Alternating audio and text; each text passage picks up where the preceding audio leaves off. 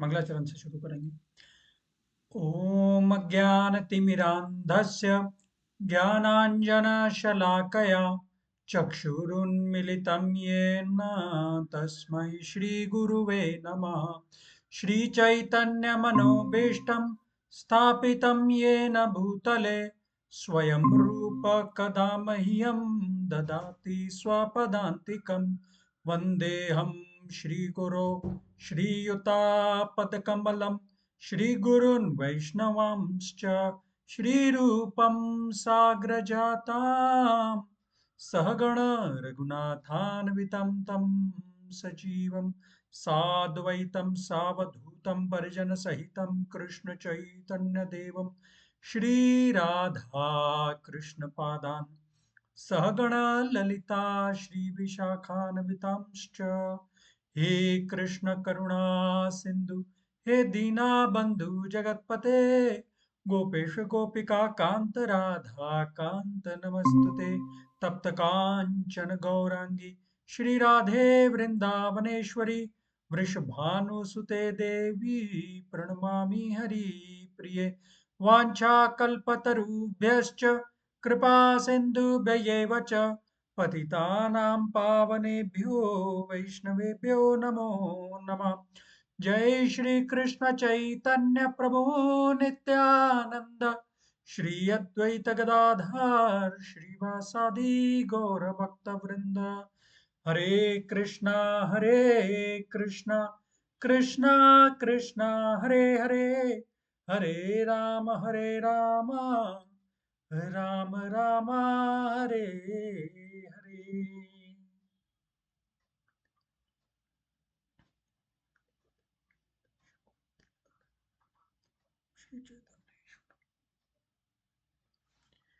तो आपका सबका बहुत बहुत स्वागत है आज के इस सत्र में। तो हम लोग अपना डिस्कशन कंटिन्यू कर रहे हैं आनंदमय जगत की खोज, है ना। तो पिछली बार में जो कोई था वो बताना चाहेंगे कि आप लास्ट टाइम हमने क्या डिस्कस किया था। आई थिंक सब लोग शायद से नहीं थे पिछले सेशन में। ठीक है मैम, मैं एक बार रिकैप क्विक कर देता हूँ। अ, पिछले सेशन में हमने क्या डिस्कस किया था। हमने डिस्कस किया था आनंदमय जगत की खोज, है ना। तो हमने इस पॉइंट पे डिस्कस किया था कि we need to be person of head as well as person of heart, है ना। हमें दिल से भी सोचना है और दिमाग से भी सोचना है। कई परिस्थितियां ऐसी होती हैं जहां हमें दिल से और दिमाग से दोनों से सोचना चाहिए, और कई परिस्थितियां ऐसी होती हैं जहां पे हमें सिर्फ दिमाग से सोचना चाहिए, जहां पे हमारा कई कई लोग हमें धोखा देने का कोशिश कर रहे हैं, फायदा उठाने का प्रयास किया जा रहा है। सिमिलर पैरेलल हमने ड्रॉ किया था कि भगवान ने इस जगत को कैसे बनाया। तो भगवान ने बहुत सारी कृपा की है हमारे ऊपर। उन्होंने अनेक तरह के पेड़ पौधे, जड़ी बूटियां, फल सब्जियां, ये सब इत्यादि देकर हमें अनुग्रहित किया, हम पे कृपा की है ना। हमें ये ऐसे घर में जन्म दिया है जहाँ पे हम अपने परिवार के साथ खुशी से रह सकते हैं। ये उनकी विशेष कृपा है। प्लस उन्होंने इस यूनिवर्स को भी बड़ी इंटेलिजेंटली जो है वो डिजाइन किया है। ठीक है, ये हमने फर्स्ट पॉइंट डिस्कस किया था। सेकंड वन वाज लाइक भौतिक दुनिया इतनी दयनीय क्यों है, बिकॉज ऑफ इट्स टेम्पोरलिटी। यह भौतिक भौतिक दुनिया में बहुत सारी चीजें जो है वो टेम्परेरी हैं। कुछ भी चीज परमानेंट नहीं है, तो वो टेम्परेरी होने की वजह से जो है वो हमें दुख देती है ना। वो दयनीय अवस्था उसकी हो जाती है। कुछ भी चीज हम लोग जब लेते हैं तो we know that it comes with an expiry date including our body.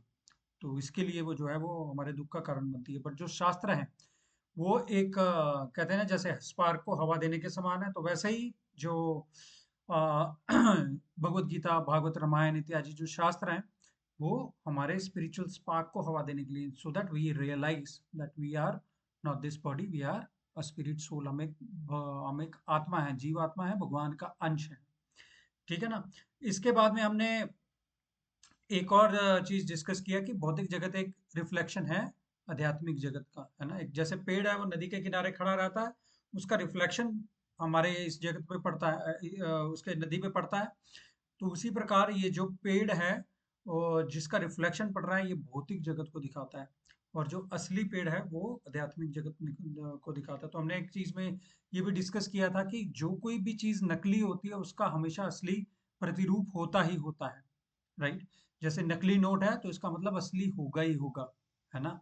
तो वैसे ही अगर ये भक्ति भौतिक जगत है जो कि एक रिफ्लेक्शन के समान है, तो आध्यात्मिक जगत भी जो है वो होगा ही होगा, है ना जी? ठीक है। और हमने ये भी डिस्कस किया कि आध्यात्मिक जगत जो है वो हमारा वास्तविक घर है ना? हम वहां से भगवान के धाम में हम पहले रहते थे, वो हम छोड़ के आ गए और वैकुंठ धाम हमने छोड़ दिया, और फिर हम लोग इस धरती पे आ गए। हमने ये इच्छा जताई भगवान को कि हमें भी आपके जैसे भगवान बनना है। तो भगवान बोलते हैं ठीक है, हमने फैसिलिटी दे दी है आपको, आप भी जाइए बहुत भौतिक जगत में जाइए और वहां पे जाके भगवान बनने का प्रयास कीजिए, है ना? तो ये सब चीजों का प्रमाण यानी आध्यात्मिक जगत है, इसका प्रमाण हमने बहुत सारे श्लोकों के माध्यम से देखा। गोलोक एव निवसत्य अखिलात्म भूतो गोविंदमादि पुरुषम तमहम भजामि। भगवान गोलोक के निज धाम में निवास करते हैं, है ना? हमने ब्रह्म संहिता से पढ़ा, हमने भागवत से पढ़ा, जहाँ पे भगवान नारायण जो है ब्रह्मा जी को अपनी पूरी आध्यात्मिक सृष्टि दिखा रहे हैं, वो श्लोक हमने भागवत से देखे। प्लस हमने रामायण से देखा, जैसे भगवान अपने निज धाम में जा रहे हैं, वहाँ पे निज धाम का वर्ड का जो है वो यूज हुआ है, तो वहाँ पे ये कंफर्म करता है कि जो आध्यात्मिक जगत है वहाँ पे भगवान निवास करते हैं, और हम आत्मा अंश स्वरूप वहाँ पे जाकर के उनकी जो है वो सेवा करते हैं। और लास्ट में हमने एक स्टोरी देखी थी। स्टोरी ऐसी थी कि जिसमें जो एक एक व्यक्ति के दो लड़के होते हैं, उसमें से एक लड़का बोलता है अपने पिताजी को कि मुझे मेरे पूरा हिस्सा दे दीजिए मुझे घर का, और मैं आपको छोड़ के जाना चाहता हूँ। तो पिताजी बोलते हैं ठीक है, बड़ा मतलब रिलक्टेंटली बोलते हैं, मन नहीं होता उनका, और बोलते हैं ठीक है आप जाइए। और वो जो लड़का है वो सारे धन लेकर के जो अपने हिस्से का वो चला जाता है किसी दूर जगह पे, और वहां पे पूरा वो गलत संगत में पड़ जाता है, और पूरा का पूरा धन उसका जो है वो वहां पे लुट जाता है। और फिर क्या होता है कि उसकी हालत बड़ी दयनीय हो जाती है, बड़ी दुखी हालत हो जाती है। तो उसको अंत में एक जगह पे आ, जाकर के नौकरी मिलती जहाँ पे वो सूअरों को खाना खिलाता है। मतलब कई बार उसको इतनी भूख लगती है कि वो जो उसको खुद खाने का मन करता है। फिर उसको दिमाग में आता है कि नहीं यार, इससे तो अच्छा तो मेरे पिताजी के नौकर हैं जो इससे अच्छा खा रहे हैं पी रहे हैं, है ना? तो फिर वो सोचता है कि नहीं, मुझे अपने पिताजी के पास वापस जाना चाहिए, है ना?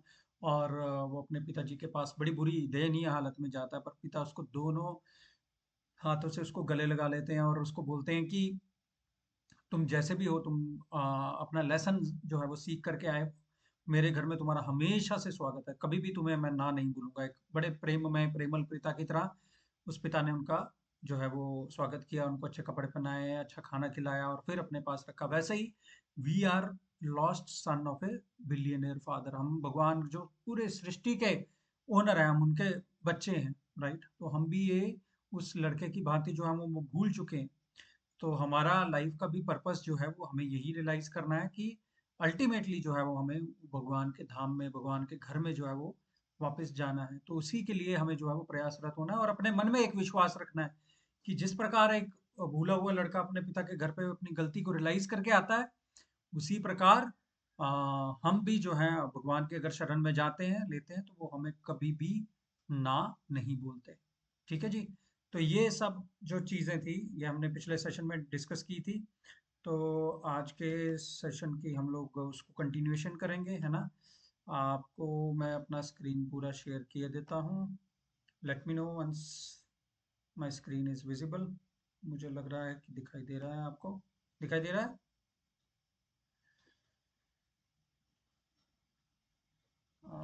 आप अनम्यूट कर सकते हैं कभी भी, और आपका कोई भी प्रश्न है आप पूछ सकते हैं। हाँ जी, ठीक है जी। Yeah, Gaurav, your skin is visible. Okay, thank you Amol, and thank you so much for your time, thank you for joining. ठीक है। Yeah, thank तो हम लोग आज आज के सेशन की शुरुआत करते हैं। हम लोग हमने जिस स्लाइड पे ख़त्म किया था, जिस स्टोरी पे ख़त्म किया था, उसके बाद की आज हम जो है वो सेशन शुरू करते हैं। ठीक है। तो हम लोग बेसिकली डिस्कस कर रहे थे आध्यात्मिक जगत के बारे में, है ना? तो जैसे किसी पेड़ की जड़ को अगर हम सींचना शुरू कर दें, तो पेड़ के तने को, पेड़ की टहनी को, पेड़ के पत्तों को, और जो छोटी छोटी ब्रांचेस हैं उनको, हर एक जगह को पोषण मिलता है ना? राइट है ना? और उसी प्रकार अगर हम भोजन को पेट में डाल दें, तो हाथों को, मस्तिष्क को, आंखों को, नाक को, पैरों को, और किडनी, लीवर, हार्ट को, सबको पोषण जो है वो मात्र खाना खाना डालने से मिल जाता है। तो उसी प्रकार भगवान, जैसे हम भी भगवान के अंश हैं, तो भगवान की हम लोग अगर सेवा करते हैं और भगवान हमारी सेवा से प्रसन्न होते हैं, ऑटोमेटिकली वी गेट सेटिस्फाइड। हमें अलग से प्रयास जो है वो करना नहीं पड़ता, राइट? तो भगवान की जो सेवा है वो अगर हम लोग करते चलेंगे, तो हम लोग अपने आप ही है जो वो प्रसन्नचित हो जाएंगे। जैसे ये श्रीमद् भागवत का एक श्लोक मैंने ओपन करके रखा है, बहुत अच्छा श्लोक है। यथा तरोर्मूलनिषेचनेन तृप्यन्ति तत्स्कन्दभुजोपशाखा, प्राणोपहाराच यथेन्द्रियाणां तथैव सर्वाहरणमुच्युतेज्य। तो क्या बोलते हैं इसमें? As pouring water on the root energizes the trunk, branches, twigs, and everything else, and as supplying food to the stomach enlivens the senses and limbs of the body, simply by worshipping the Supreme Personality of Godhead through devotional service, automatically satisfies the demigods who are part of that Supreme Personality. मतलब सबको हमें अगर प्रसन्न करना है, तो अगर हम भगवान को प्रसन्न कर देंगे, तो सब कोई, इंद्र है, चंद्र है, वायु है, या और कोई भी जो कंट्रोलर है हमारे ऊपर, all of them are satisfied, है ना? तो शास्त्रों में ऐसा लिखा गया है कि यस्मिन तुष्टम जगत तुष्टम। तो इसकी एक बहुत बड़ी अच्छी स्टोरी है जो मैं आपको बताना चाहूंगा। तो यहाँ पे एक बार क्या होता है कि महाभारत में एक द्रौपदी के पास ना एक पात्र होता है, उसको बोलते हैं अक्षय पात्र। अब क्या होता है, दुर्वासा मुनि जो है ना, वो एक बार इधर हस्तिनापुर में जाते हैं दुर्योधन के पास। तो दुर्योधन बड़ी चाव से, बड़े मन से, लगाव से दुर्वासा मुनि की सेवा करते हैं, और दुर्वासा मुनि की सेवा करते हैं। और जब जब तक उनकी सेवा खत्म होती है तब दोपहर हो जाती है। तो वो मुनि बोलते हैं अब हमारे जाने का समय है। अपने बहुत सारे शिष्यों, हजारों शिष्यों के साथ आए होते हैं वो। तो वो दुर्योधन को बोलते हैं मैं तुम्हारी सेवा से बड़ा प्रसन्न हूँ, मांगो क्या मांगते हो। कहता जी मुझे कुछ नहीं चाहिए। उसका मन तो कुटिल था, कहता मुझे कुछ नहीं चाहिए, आप ऐसा करिए, आप मेरे भाई हैं वहाँ पे जंगल में कुछ दूरी पे, वहां पे आप जा करके उनको मिल लीजिए एक बार। तो बाय द टाइम वो लंच टाइम हो गया था, तो उन्होंने जाके बोला उनको, वो जंगल में गए और मिले युधिष्ठिर महाराज से। युधिष्ठिर महाराज ने उनको प्रणाम किया और बोला कि महाराज हमारा बहुत अहोभाग्य है कि आप आए हैं मुनि जी हमारे यहाँ पे। तो मुनि ने उनको बोला कि देखो मैं अभी आया हूँ और मैं अपने हजारों शिष्यों के साथ यहाँ पे आया हूँ, तो मैं आपके यहाँ पे जो है वो भोजन जो लेना चाहता हूँ। तो आप ऐसा करिए, हम कुछ देर में आएंगे, हम सबको यहाँ पे स्नान करना है, अपनी संध्या वंदन करना है। संध्या वंदन के उपरांत हम आपके घर पे आएंगे और हम जो है वो भोजन आपके घर पे लेंगे। तो युधिष्ठिर बोलता है जी ठीक है। तो युधिष्ठिर जब चले जाते हैं अपने घर पे और द्रौपदी को ऐसा बोलते हैं कि भाई देखो दुर्वासा मुनि अपने 1000 शिष्यों के साथ आ रहे हैं और वो हमारे घर पे भोजन लेंगे, आप कृपया उसकी तैयारी कीजिए। तो वो बड़ी चिंता में पड़ जाती है। अभी था क्या कि उसके बाद ना द्रौपदी के पास एक पात्र था, उसका नाम था अक्षय पात्र। तो जब तक द्रौपदी अपनी एक मील फिनिश नहीं करती थी, उसके पहले उसमें से जितना भी चाहे हम भोजन निकाल सकते थे। पर इस समय क्या था कि उसने अपनी वो जो खाना था वो खा लिया था, और उसमें से फिर और कुछ निकालने के लिए भी बचा नहीं था, और अगली मील के लिए भी काफी समय था। तो अभी हुआ ये कि वो बहुत चिंता में पड़ गए कि भाई दुर्वासा मुनि का तो प्रकोप ही बड़ा तेज है, क्या किया जाए। तो उन्होंने, द्रौपदी ने दिल से, हृदय से जो है ना अपने भगवान श्री कृष्ण को याद किया कि हे केशव, हे माधव, बड़ी विकट परिस्थिति आन पड़ी है, आप हमारी कृपया करके मदद कीजिए, आप हमारी हेल्प कीजिए। तो उसी समय ना क्या होता है कि दरवाजा कोई खटखटाता है, तो देखते हैं कि भगवान आते हैं, भगवान श्री कृष्ण वहां पे आ जाते हैं। तो भगवान श्री कृष्ण आ जाते हैं वहां पे, और आ, वो बोलते हैं कि द्रौपदी, मैं इतनी दूर से आया हूँ द्वारका से, आप ना मेरे लिए खाना लगा दो, खाना मुझे बहुत भूख लग रही है। तो वो बोलती है क्यों तुम्हारी दुखती रख पे आप हाथ रख रहे हो, आगे जो है वो दुर्वासा मुनि जो है वो अपने 1000 शिष्यों के साथ हमारा वेट कर रहे हैं, कभी भी वो आते होंगे, और और वो आएंगे और हमारे पास भोजन के लिए, खिलाने के लिए भी कुछ भी नहीं है, और हमारे को बहुत इस विषय पे बहुत चिंता है जो हमें हो रही है, और आप ऊपर से हमारे हमारे से और खाना मांग रहे हो।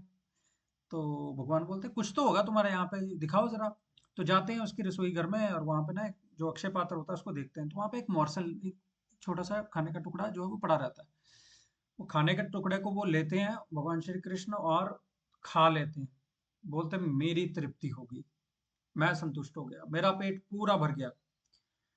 उनके खाने के साथ-साथ क्या होता है, जो दुर्वासा मुनि स्वयं रहते हैं और उनके जितने भी शिष्य रहते हैं, सबका उसी समय जो है वो उनको लगता है कि अरे मैं हमने तो ऐसा भर-भर पेट खा लिया हो, तो ऐसा पेट उनका वैसा लग रहा था। तो भगवान श्री कृष्ण बोलते हैं सब ठीक हो गया है, आप ऐसा करिए युधिष्ठिर महाराज, आप भीम को लेकर के जाइए और भीम की गदा भी ले जाइएगा साथ में और उनको जाके बोलिए आइए महाराज भोजन तैयार है, आप कर लीजिए। तो वो उधर भूल जाते हैं जहाँ पे वो स्नान कर रहे होते हैं। वहां पे वो बोलते हैं कि भाई मुनि जी आइए, अभी आपका भोजन जो है वो तैयार है। कहते हैं नहीं नहीं नहीं, हमें कोई जरूरत नहीं है, हम संतुष्ट हो गए हैं, हम जा रहे हैं, हमें हमारा सबका पेट भर गया हुआ है, हमें भोजन की कोई भी जरूरत नहीं है। तो इस तरीके से जब वो देखते हैं कि अरे ये तो वाकई में इनका सबका जो है पेट वो भर गया हुआ है। तो उसी इस तो वो वहां पे उनका जो है वो छोड़ के मतलब प्रणाम करते हैं और संत जो है वो फटाफट से वहां से निकल जाते हैं। तो ये बहुत जो है वो हैरान होता है कि कैसे भगवान श्री कृष्ण का मात्र पेट भरने से इन सबका जो है पेट भर गया।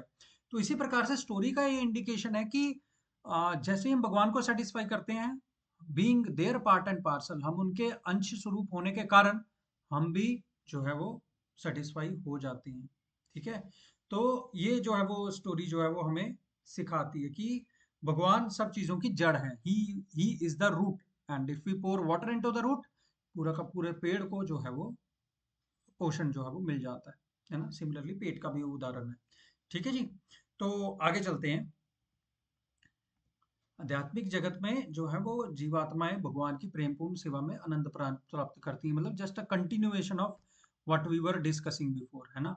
भगवान की सेवा से हम प्रसन्न होंगे और हम भगवान की सेवा से करेंगे तो भगवान प्रसन्न होंगे और उनके अंश स्वरूप होने के कारण हम खुद भी जो है वो प्रसन्न होंगे। यहाँ पर देखिए आप हनुमान जी का जो है वो उदाहरण हम लोग देखते हैं। तो एक बार क्या होता है कि रामायण की कथा में जो है मेघनाथ, जो इंद्रजीत रावण का बेटा होता है, वो शक्ति अस्त्र का इस्तेमाल करता है और उससे जो है लक्ष्मण जी बहुत बुरी तरह से मूर्छित हो जाते हैं, बहुत गहरी चोट आती है उनको। तो वो देखते हैं कि भई अब इनका कैसे जो है वो इलाज किया जाए, तो वैद्य सुषेण को बुलाते हैं। हैं? सुषेण वैद्य को कहीं से ढूँढा जाता है और वो बुला कर के लाते हैं उनको और वो उनको पूरी चेकअप करते हैं। देखने के बाद में वो ऐसा बोलता है कि इनका इलाज जो है वो संजीवनी बूटी से ही हो सकता है। तो संजीवनी बूटी अब लेके कौन आए? वो बोले होती कहाँ पे? कहते जी हिमालय में है। तो एक रात में बोले कि वो लेके आना है संजीवनी बूटी को और कौन लेके आएगा? तभी जो है वो हनुमान जी सेवा में तत्पर रहते हुए वो सेवा के लिए रेडी हो जाते हैं और एकदम से वो छलांग लगाते हैं हिमालय की ओर। तो हिमालय की ओर जब वो जा रहे होते हैं तो ना रास्ते में उनको ना एक जगह पे बहुत अच्छा मधुर भगवान का कीर्तन लगा हुआ मिलता है। तो वो देखते हैं कि भाई यहाँ पे भगवान राम का नाम कौन ले रहा है। तो देखते हैं कि नीचे एक जो साधु है वो बैठा हुआ है और वो भगवान राम का कीर्तन कर रहा, तो उसकी तरफ जो है वो अट्रैक्ट हो जाते हैं कि भाई देखें ये है कौन है। कहते हैं आओ आओ आओ, हनुमान जी आइए आइए। कहते हैं आप मेरे को जानते हैं? कहते हैं हाँ मैं आपको जानता हूँ, आप तो परम भक्त हैं राम जी के। कहते हैं अच्छा। कहते हैं चलो आओ बैठो, हम थोड़ी देर भजन कीर्तन जो है वो कर लेते हैं। उसके पहले कीर्तन करने से पहले आप थोड़ा स्नान कर लो, आप थक के आए हो उठ के आए हो, तो आप थोड़ा इधर स्नान कर लो और उसके बाद में हम लोग जो है वो भजन कीर्तन करते हैं, भगवान का नाम लेते हैं थोड़ा। तो हनुमान जी जो है वो जाते हैं और सब पास में जो सरोवर होता है उसमें स्नान करने के लिए, वहां पे एक मगरमच्छ रहता है। तो मगरमच्छ क्या करता है, मगरमच्छ उन पे अटैक करता है हनुमान जी पे, तो हनुमान जी उनके साथ युद्ध करके वो मगरमच्छ को मार देते हैं। तो वो मगरमच्छ बेसिकली एक गंधर्व रहता है। तो गंधर्व जो है वो इनको बोलता है हनुमान जी को, ये जो साधु है it is kind of wasting your time, आपका टाइम आज रात का कितना प्रीशियस है, पर ये आपका टाइम जो है वो वेस्ट कर रहा है, आप अपनी सेवा में कंटिन्यू रखिए। तो वो समझ जाते हैं, तो वो जाते हैं उस साधु के पास में और उसको उसके छल को वो समझ जाते हैं साधु के, और बोलते हैं कि तुम मेरा मतलब वक्त बर्बाद करवाना चाहते हो यहाँ पे, है ना। तो वो उनके साथ में युद्ध करते हैं और युद्ध करके उनको हरा देते हैं। तो पता चलता है वास्तव में वो राक्षस था कालनेमी। कालनेमी राक्षस को रावण ने भेजा था कि भाई उनको जाने मत देना, उनका मिशन पूरा मत होने देना। पर वो उधर उसका जो है वो हनुमान जी जो है वो वध कर देते हैं और जाते हैं संजीवनी बूटी लेने के लिए हिमालय में। पर जब वो देखते हैं कि पूरे पर्वत पे विभिन्न विभिन्न प्रकार की बूटियां हैं जो चमक रही हैं, और उनको खुद को समझ में नहीं आता कि भैया बूटी कौन सी है जो मुझे लेके जानी है। तो पूरा का पूरा जो है वो पर्वत उठा करके वो ले जाते हैं लंका में, और जहाँ पे वैचुसेन वो बूटी को पहचान के उनकी हनुमान जी जो है वो एक प्रकार से उनकी जान बचाते हैं, जब वैशुषेन जो है उनका वो उपचार जो है वो अच्छे तरीके से जो है वो कर देते हैं, है ना? तो इस प्रकार से हनुमान जी जो है ना वो राक्षसों का जो है वो नाश करने वाले हैं, और सेवा के लिए जो है वो हमेशा तत्पर रहते हैं, है ना?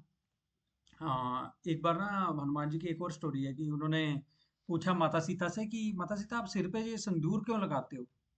क्या कारण है आप सिंदूर सिर सिर पे लगाते हो? तो माता सीता ने बोला कि भाई ये जो सिंदूर है ना, ये भगवान राम को बहुत पसंद है, उनको बहुत अच्छा लगता है। तो हनुमान जी ने बोला ऐसी बात है? तो कहता ठीक है। तो अगले दिन वो पूरी बॉडी पे अपना पूरा सिंदूर लगा करके राम जी के दरबार में आ जाते हैं, और राम जी देख के बोलते कि भैया कौन है लाल लाल इधर पूरा खड़ा हुआ है? ये तो हनुमान जी मंद मंद मुस्कुरा रहे होते हैं और हाथ भी जोड़े होते हैं उन्होंने। तो बोले कि ये हनुमान जी आप हो? कहते जी मैं ही आपका दास हूँ, मैं ही हूँ। कहते ये आपने क्यों लगाया हुआ है? तो कहते मैं माता सीता ने मेरे को बोला कि आपको सिंदूर बहुत पसंद है, मैं तो सिर पे लगाती हूँ, मैंने पूरी बॉडी में लगा लिया। तो राम जी को बहुत प्रसन्नता होती है देख करके कि उनका भक्ति भाव जो है वो कितना है ना? तो बहुत प्रसन्न होते हैं हनुमान जी। तो एक और लीला में जहाँ पे मतलब माता सीता ना हनुमान जी को एक मोतियों की माला जो है वो देती है।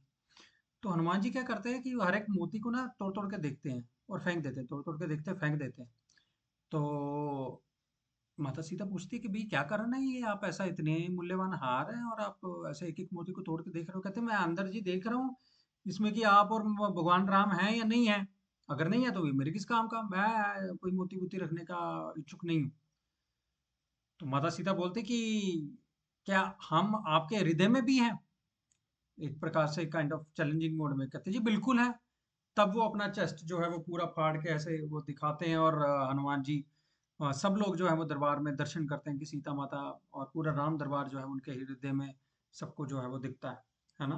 तो हनुमान जी जो ऐसे भक्त हैं जो हमेशा सेवा के लिए जो है वो तैयार रहते हैं, है ना? राम रसायन तुमरे पासा, सदा रहो रघुपति के दासा, है ना? जैसे तुलसीदास जी ने बोला था। तो अनेक स्टोरीज हैं राम जी की, जब वो माता सीता का पता लगा के आते हैं तो लंका में, और राम जी उनसे मिलते हैं तो बड़े प्रसन्न होते हैं राम जी। कहते हैं मेरे पास, मतलब आपने माता सीता का पता लगाया, मेरे पास आपको देने के लिए कुछ भी नहीं है, पर मैं एक आपको अपना आलिंगन ही है जो है वो मैं दे सकता हूँ। देखिए रामायण में बड़ी सुंदर चौपाई आई है।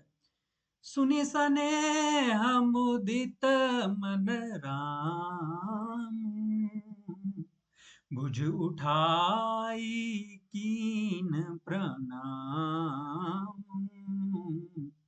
पुनि पपि करि सब भांति बखानी, कृपा निधि हर्षे मन मानी। मतलब कृपा निधि हर्षे मन मानी, मतलब इतने प्रसन्न हो गए ना अंदर से कि हनुमान जी को पूरी प्रसन्नता से जो है उन्होंने गले लगा दिया। हमने बहुत जो है वो फोटोज भी ऐसी जो है वो देखी हुई है। मतलब आप हिसाब लगाइए कि भगवान जब आपसे प्रसन्न हो तो कैसा, मतलब आपको गले लगाएं तो कैसा फील होता होगा। हमारे लाइफ में कोई ना कोई हमारा आइडियल तो होता है, होगा, राइट? हम किसी व्यक्ति को अपना आदर्श मानते हैं, उच्च मानते हैं, है ना? तो हाउ विल वी फील कि जब वो हमें एम्ब्रेस करेंगे, हमें जो है वो गले लगाएंगे, राइट? तो वैसा मतलब हजार गुना अगर आप मल्टीप्लाई करो, भगवान है वो, मतलब इतने बड़े हैं। सपोज प्रधानमंत्री जी हमें अपने राज्य का सब्जेक्ट समझ के गले लगाएं तो हमें कितना फक्र महसूस होगा। देखो जी प्रधानमंत्री ने हमारे साथ गले लगाया है, राष्ट्रपति ने लगाया है। पर अगर जब भगवान स्वयं गले लगाते हैं तो आप सोचिए वो मतलब कैसा महसूस होता होगा, है ना? भगवान को जो प्रसन्नता होती है उसका, उससे जब वो हमें गले लगाते हैं हमें कितनी प्रसन्नता जो है वो होती है ना? तो इस प्रकार से यहाँ पे ऐसा है कि जो आत्मा है ना वो हमेशा सेवा के मूड में रहती है भगवान के, है ना? तो आत्मा जो है वो भगवान की सहयोगी है, वो प्रतियोगी नहीं है। हम लोग अगर भगवान से प्रतियोगिता करेंगे तो फिर हमें इस भौतिक जगत में आना पड़ेगा। नहीं है तो हम लोग स्वतंत्र स्वामी की तरह करेंगे तो हमें जगत में आना पड़ेगा। अगर सेवा के रूप में है तो हम इस जगत में रहते हुए भी जो है वो वैकुंठ में है ना? तो हमें बेसिकली सदा रहो रघुपति के दासा, हमें भगवान रघुपति के दास की तरह बन के रहना, भगवान कृष्ण के दास की तरह के बन के रहना, एक स्वतंत्र उनकी तरह पे बन के नहीं रहना, है ना? देखो अभी आगे चलते हैं। जो जीवात्मा है आध्यात्मिक जगत में भगवान की प्रेमपूर्ण भक्ति और सेवा करने से ही प्रसन्न हो सकती हैं, बेसिकली जो थीम है आज का, है ना। और पर भौतिक जगत में प्रसन्न नहीं रह सकती। हम लोग ना एक प्रकार से मृग तृष्णा का पीछा करते हैं। मृग तृष्णा क्या होती है कि वो कस्तूरी मृग होता है, वो अपने अंदर ही उसके खुशबू रहती है, पर इधर उधर भागते रहता है ना। तो हम भी जो है वो सुख की खोज में इधर उधर भागते रहते हैं, पर हमें सेटिस्फैक्शन कहीं पे नहीं मिलती। सेटिस्फैक्शन जो मिलती है वो भगवान का सेवा करने से ही मिलती है। बेसिकली हमारा जो स्वरूप है वो सच्चिदानंद स्वरूप है। तो सच्चिदानंद स्वरूप जो है वो भगवान परमात्मा है, राइट। तो वो उनसे कनेक्शन बनाने से हम लोग अपनी सच्चिदानंद स्वरूप को रियलाइज कर सकते हैं ना। सत्य चित्त और आनंद। सत्य मतलब अटर्नल, जो हमने पहले भी कवर किया है। सत्य मतलब जो अटर्नल है, कभी नहीं खत्म होने वाला है ना, भगवान से हमारा रिलेशन। चित्त मतलब ज्ञान से पूर्ण। हम लोग ज्ञान की तलाश में हैं, बट हमारा पर्पस अलग रहता है।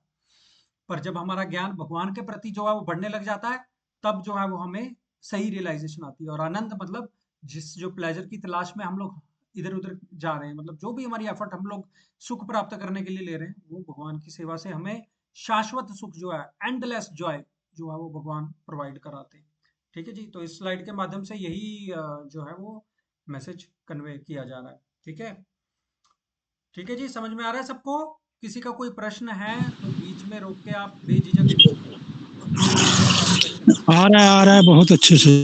ओके जी, धन्यवाद। ठीक है, तो आगे हम लोग देखेंगे A B C D E formula या सूत्र। ठीक है। A B C D formula क्या है?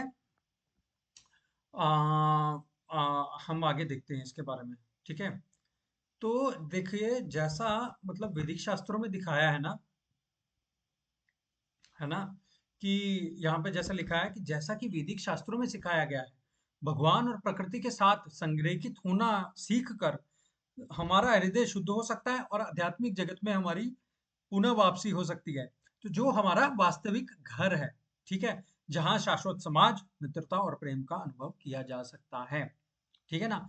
तो भगवान के हम लोग बच्चे हैं, मतलब सीताराम लक्ष्मी नारायण राधा कृष्ण, भगवान राधा कृष्ण जो है वो हमारे माता और पिता की तरह हैं, राइट। तो अगर हम प्रयास करके अपने वास्तविक घर में जाने का प्रयास करते हैं अपनी एफर्ट्स के माध्यम से, तो हमें सच्ची मित्रता, सच्चा प्रेम जो है वो अनुभव किया जा सकता है। मतलब उसके लिए क्वालिफिकेशन क्या है, मतलब क्या करना पड़ेगा हमें? यहाँ पे लिखा है भगवान और प्रकृति के साथ हमें संरेखित होना है। We have to align ourselves with the will of the Lord. भगवान की जो इच्छा है उसके साथ में हमें जो है वो अपने आप को अलाइन करना पड़ेगा। देखिए, मंदिर में हम जब भी जाते हैं ना, तो मंदिर में जाते हैं तो हमारी एक ही प्रार्थना होनी चाहिए, हे प्रभु, आपकी जो इच्छा है वो मेरी इच्छा बना दो। होई सोई जो राम रची राखा, को करी तरक बढ़ावही साका। मतलब भगवान जो जिंदगी में कर रहे हैं हमारे, वो उनकी इच्छा को अपनी इच्छा मानकर जब हम ये अपना थॉट प्रोसेस को अलाइन कर देते हैं, हम इस जगत में रहते हुए भी वैकुंठ में जो है वो होते हैं। तो जब भी कभी भी आप कहीं पे भी मंदिर में जाएं, तो भगवान के सामने नतमस्तक होकर के ये जरूर प्रार्थना जरूर करें कि हे प्रभु, जो आपकी इच्छा वो हमारी इच्छा को बना दीजिए, है ना। तो ये प्रार्थना जो है वो हमें बहुत भक्ति मार्ग में आगे लेकर जाती है। भगवान बहुत प्रसन्न होते हैं कि मेरा बच्चा है, जो मैं चाहता हूँ, क्योंकि मैं इसका अल्टीमेट भला भला चाहता हूँ, मैं इसका असल फायदा चाहता हूँ, तो ये उसको एक्सेप्ट करने के लिए रेडी है ना। तो we become special in the eyes of God. तो इसलिए हम अपने आप को जो है भगवान के साथ अलाइन करना चाहिए with the will of the Lord. ठीक है जी, समझ में आ रहा है सबको, है ना। ठीक है, चलिए आगे देखते हैं। किसी को कुछ भी समझ में ना आए या किसी को कुछ प्रश्न हो, सवाल हो, आप बेझिझक पूछ सकते हैं। आगे ए बी सी डी ई सूत्र हैं, वो हम लोग देखते हैं कि ए बी सी डी ई क्या चीज़ है ना। भगवान के और प्रकृति के साथ तालमेल बिठाने के लिए A B C D E formula कैसे काम आता है। देखिए, ए का मतलब होता है एसोसिएशन। किस प्रकार का हम जो है वो संग कर रहे हैं, हमारी एसोसिएशन कैसी है। क्या हम साधु प्रवृत्ति के लोगों का संग कर रहे हैं, या फिर हम लोग जो अ, भौतिक प्रवृत्ति वाले हैं, जो बहुत ही भौतिकता में डूबे हुए हैं, उनके साथ में हम लोग जो अपना संग कर रहे हैं। दूसरा, हम किताबें किस प्रकार की पढ़ते हैं। क्या हम भगवान के संबंधित भगवान से संबंधित बुक्स पढ़ रहे हैं, या फिर हम लोग कुछ आम बुक्स पढ़ रहे हैं जो फिक्शनल है ना। तीसरा, हम लोग भगवान का नाम जाप करते हैं क्या, है ना। डी फॉर डाइट, हम खाना कैसा लेते हैं, है ना, हम कैसा डाइट लेते हैं और उसका प्रभाव हमारी बॉडी पे कैसा पड़ता है। और ई फॉर एंगेजमेंट, हम कैसा अपनी इस जो जो हमारे पास एबिलिटीज दी हैं भगवान ने, उसको कैसे हम एंगेजमेंट में लगाते हैं। तो ये पूरा ABCD सूत्र है, इसमें हर एक को हम लोग जो है डिटेल में देखने का अभी जो है वो प्रयास करेंगे। ठीक है, तो सबसे पहला हम लोग बात करते हैं संघ की। ठीक है, तो association is a very very important part of our life. एक फेमस राइटर थे जिम रॉन, इंग्लिश के। उन्होंने एक बड़ी अच्छी स्टेटमेंट बोली थी कि you are a total sum of 5 people surrounded by you, right. तो आप जो है वो टोटल सम हो, जैसा जिस प्रकार के 5 लोगों से आप घिरे हुए हैं। तो आपका फ्रेंड सर्कल कैसा है, आपका जो बाकी जो सोशल सर्कल कैसा है, that depends on a lot on how you behave and how you deal and how your understanding is, है ना। तो ये सभी चीजें जो है वो आपको डिफाइन करती हैं। तो अगर संगति अच्छी है तो हमें ऊपर की तरफ उठाती है, और खराब संगति जो है वो हमें नीचे की तरफ लेके जाती है। देखिए, इस भौतिक जगत का सिंपल रूल है, या तो हम ऊपर की तरफ जा रहे होंगे या फिर हम नीचे की तरफ जा रहे होंगे। बीच में लटके हैं बड़ा मुश्किल है, ऐसा नहीं है। ठीक है, तो हम लोग भौतिकता की तरफ जब अगर प्रयास कर रहे हैं तो हम लोग थोड़ा नीचे, हम लोग नीचे जाने का प्रयास कर रहे हैं। पर अगर जैसे आप लोग अभी समय निकाल करके आ रहे हो, तो हम लोग अच्छा संग आपस में लेने का प्रयास कर रहे हैं, तो हम लोग थोड़ा अपनी चेतना को, अपनी कॉन्शियसनेस को अपलिफ्ट करने का कोशिश कर रहे हैं भगवत गीता के माध्यम से। ठीक है, जैसे ये दो तोतों की कहानी थी। तो एक बार ना दो तोते रहते हैं जो आपस में ब्रदर रहते हैं। तो एक तोता जो है वो कसाई को बेच दिया जाता है, और दूसरा ना संत प्रवृत्ति के जो है वो राजा को बेच दिया जाता है। तो एक बार ना क्या होता है कि साधु होते हैं, वो ना एक कसाई की दुकान के बाहर से जा रहे होते हैं। तो साधु ना एकदम से हैरान हो जाते हैं, कहते ये कौन बोल रहा है मेरे को। तो तोता बोल रहा होता है, बोला पकड़ लो इसको, पकड़ लो, मारो, काट दो काट दो काट दो इसको, छोड़ना नहीं, किधर जा रहा है, पकड़ो पकड़ो, ऐसा करके वो तोता बोल रहा होता है। ये साधु बढ़ा रहा होता कि भाई ये कैसी भाषा बोल रहा है ये तोता, है ना। पर और फिर साधु जो है ना वो राजा के महल में चले जाते हैं। तो वहां पे ये दूसरा तोता होता है, उसका भाई। तो वो बोलता है, आइए आइए आइए साधु जी, आपका बहुत बहुत स्वागत है हमारे अहोभाग्य। हम पे बहुत बड़ी कृपा हुई है कि आपका हमारे यहाँ पे आना हुआ है। अभी राजा जी बाहर गए हुए हैं, मैं पानी मंगवा दूं क्या आपके लिए। तो ऐसा तोता जो है वो बोलता है। ठीक है, तो साधु बड़े हैरान होते हैं कि कैसे भाई, देखो एक जो तोता है वो कितनी अच्छी भाषा बोल रहा है, महल वाला, और दूसरा तोता जो कसाई वाला है वो तो एकदम रूड लैंग्वेज बोल रहा है ना। तो ये जो महल वाला तोता होता है ना, वो एक श्लोक बोलता है। वो क्या बोलता है, गौ गौवाशनीना वाक्यम शृणोति, अहम च राजाम वचनम मुनीनां, न शास्यति दोषो राजा वजानाम, गुणो व संसर्ग्य दोष गुण भवन्ति। तो वो बोलता है कि जो जैसा संग करता है, वह जैसे वचन सुनता है, जिस तरह के लोगों के साथ में रहता है, वो वैसा ही बन जाता है। और मैं जो है वो संत महात्माओं का संग करते रहता हूँ। अहम च राजा वचनम मुनीनाम, है ना। तो वो मैं संत महात्माओं का संग करते रहता हूँ, तो मेरी बुद्धि जो है वो उस डायरेक्शन में चल रही है।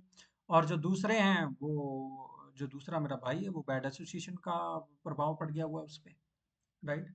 तो इस तरीके के हम लोग जो है उदाहरण अपनी लाइफ में भी देख सकते हैं। जैसे एक बछड़ा है ना, अगर वो सुअर से मित्रता कर लेगा, और वो हमेशा मल में ही घिरा रहेगा, है ना। साफ सुथरा होता है गाय का बछड़ा, बट अगर उसकी दोस्ती सुअर के साथ में हो जाए, सब गंद में ही खेलेगा। वो जितना भी गंदा हो सकता है वो उतना ही गंदा होने का वो करेंगे। तो जैसे अभी प्रहलाद महाराज यहाँ पे देखते हैं कि भक्त प्रहलाद थे, उनके सारे मित्र थे वो सारे के सारे राक्षस परिवार के थे। बट फिर भी प्रहलाद अपने खुद भक्ति उनके में इतनी श्रेष्ठ भक्त थे, इतने उच्चतम लेवल के भक्त थे वो, कि उन्होंने अट्रैक्ट कर लिया सबको अपनी ओर, और भगवान की ओर उन्होंने अट्रैक्ट कर लिया। तो प्रहलाद की अच्छी संगत की वजह से जो आसुरी कुल में पैदा हुए बच्चे हैं, वो भी जो हैं वो भगवान का नाम गान करने लग गए हैं, भगवान की भक्ति करने लग गए, है ना। तो संघ का जो प्रभाव है हमारे जीवन पे बहुत ज़्यादा पड़ता है। तो इसलिए हमें ऐसे लोगों का संग करना चाहिए जो हमें अपलिफ्ट करें, है ना, जो हमें हिम्मत दें, जो हमें सही सोच दें, है ना। तो ये लाइफ में बहुत ज़रूरी है। ठीक है, बैड एसोसिएशन जो है वो हमारी लाइफ में कभी भी काम नहीं आती, हमें हमें नीचे की ओर हमेशा धकेलती है, हमारे रिश्तों में जो है वो बहुत गहरा प्रभाव डालती है। अच्छा, एक प्रश्न है मेरा। मैंने बहुत पहले एक एग्जाम्पल दिया था रामायण से, जिसमें बैड एसोसिएशन का हमने एक एग्जाम्पल डिस्कस किया था। कोई बता सकता है कि रामायण से बैड एसोसिएशन का क्या एग्जाम्पल हो सकता है?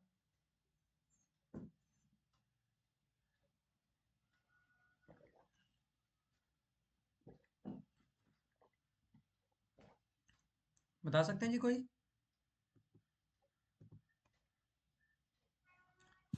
रामायण में कि रा, बैड। हाँ जी। कि रावण की संगत में बैठ के भी विभीषण भगवान का नाम लेते थे। Very nice example, very very nice example Akanksha. एक और कोई एग्जाम्पल? देखिए, बुरी संगत में रहकर भी विभीषण जो है वो बड़ी अच्छी, जो उन्होंने अपनी बुद्धि थी वो अपने भगवान की तरफ लगा के रखी थी। कोई और एग्जाम्पल जो हमने डिस्कस किया था पर्टिकुलरली, इन पर्टिकुलर बैड एसोसिएशन का? प्रहलाद का भैया। प्रहलाद नहीं, रामायण में से। ओके ओके भैया। रामायण में से कौन सा एग्जाम्पल है?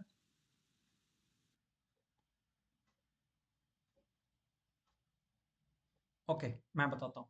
देखिए, रामायण में से एग्जाम्पल जो हमने डिस्कस किया था वो था मंथरा का, है ना। मंथरा जो थी वो, मतलब कैकेयी भगवान राम को ज्यादा प्यार करती थी अपने पुत्र भरत के बनिस्पत, है ना। पर मंथरा ने आके पूरा का पूरा खेल बिगाड़ दिया। इनफैक्ट एक बहुत बड़ा जो रामायण का टर्निंग पॉइंट था, एक दिन में चेंज कर दिया पूरी एसोसिएशन ने रामायण की पूरी कहानी को, है ना।